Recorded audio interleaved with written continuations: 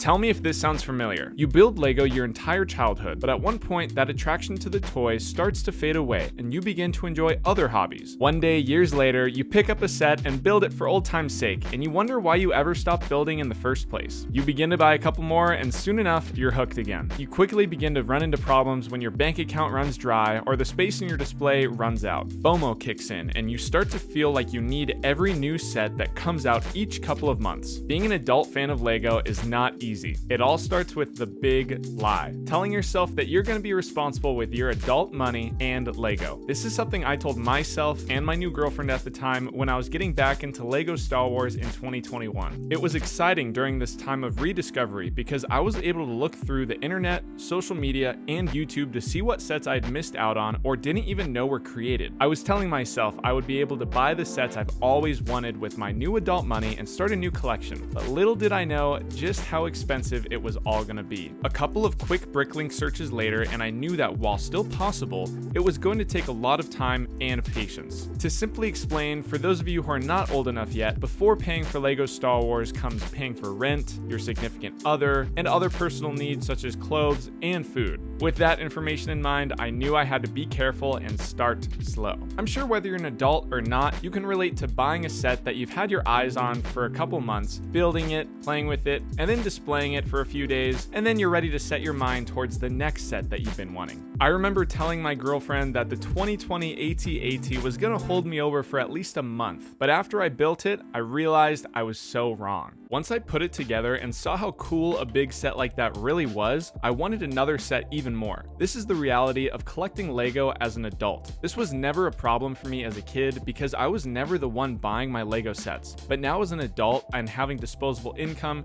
the idea of buying a new set enters my mind anytime I walk into a store that sells Lego. The crazy part is, even when I know I shouldn't be buying Lego, my mind makes up really good excuses as to why I should. These range from, this set definitely won't be here next time, the figures are exclusive and will go up in value, you could definitely use these pieces for a mock when you're done with it, and the list goes on. Let me know some of your excuses down in the comments, because as Lego collectors, I know you have them too. Matter of fact, the only thing that's been keeping me from buying every Lego set that I want is my space problem. Not Lego space, but personal space. I would say that this is every Lego collector's worst enemy. Scratch that, every collector's worst enemy. Don't get me wrong, dust sucks too, but you have to be able to put your collectible somewhere for dust to become a problem. I still live at home in my childhood bedroom, and because of this, I'm not working with a ton of display room. This, combined with the fact that I have a girlfriend who comes over, I don't want my room to be cluttered and unavailable. A couple solutions I've found for collecting Lego in my small area is to first use my closet as storage space, second, dedicate one bookcase for my sets, and third, sell the sets when I'm done using them to make more room. It also helps to break them down and store them for later, but you get the idea. Now I know some collectors may cringe at those options, but they work for me. It's honestly pretty fun being able to only display sets on the shelves behind me because it makes it easy to know what I need to clean and rearrange my sets every couple of months to have a fresh display. I have had to make an exception for my UCS Venator because it's so freaking big, but I got the all clear from Brittany to do so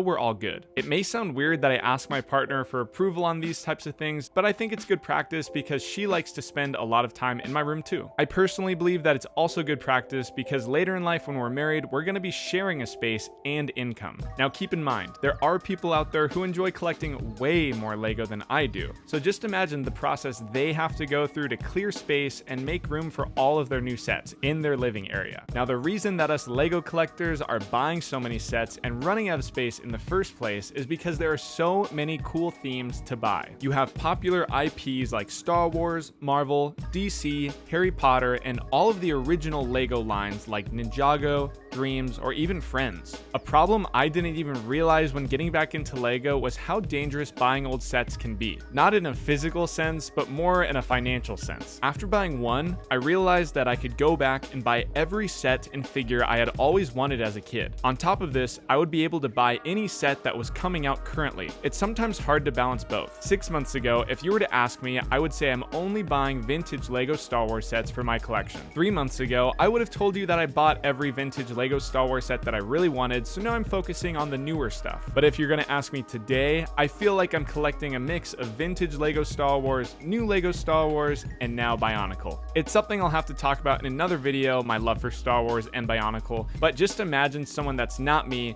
going after all these other themes that Lego has to offer. It's a lot. I feel like I'm pretty good at resisting buying everything I want in the Lego store, but for other way more dedicated fans, when they go into the Lego store, they're buying anything and everything that looks cool to them, and I can respect that. Now, I don't think this would be a totally accurate video talking about the problems that adult fans of Lego face without talking about the prices at which these products sell at. We've been seeing price increases throughout every theme, but I think we can all agree that Star Wars and Marvel have been seeing some of the highest. I miss the days where you could walk into the store and buy a $10 battle pack or spend $20 to get a substantial build for your collection. Now, Lego Star Wars fans have to pay $30 to get a couple of cool clones and a few vehicle builds that are just gonna wind up in the bin after a couple of days. Now, as a business, I don't blame Lego at all for raising their prices. If I was in their shoes and I knew my product was gonna sell well no matter what price it was at, I would probably raise my prices too, even if my core audience wasn't too happy with me. I would just make sure there's affordable price ranges for every fan out there. The kids with allowance money should be able to buy a set based off a movie scene opposed to a make-believe mech with one figure. Adults should be able to buy a $500 collector set if they so please. I feel like the way Lego's pricing their sets now, specifically Lego and Marvel, it's pushing away some of the fans with a lower income that might want to get into the hobby for the first time. Now, all of this being said, sales speak for themselves, and I'm pretty sure Lego knows what they're doing. If they saw a decrease in sales big enough, I'm sure they would put their prices back down to where people want them to be. But until then, if we're all still going to be buying the sets, even if we have a strong opinion about the prices, Lego's not going to really do anything about it. Let me know what you guys think about Lego's price increases in the comments below. I'm sure you have an opinion. I'd love to hear it. Finally, I want to talk about the fear of missing out in the Lego space. With the increase of social media over the years, I feel like the community is full of FOMO. I know because I feel it every time there's a big release coming up, as a collector and a content creator.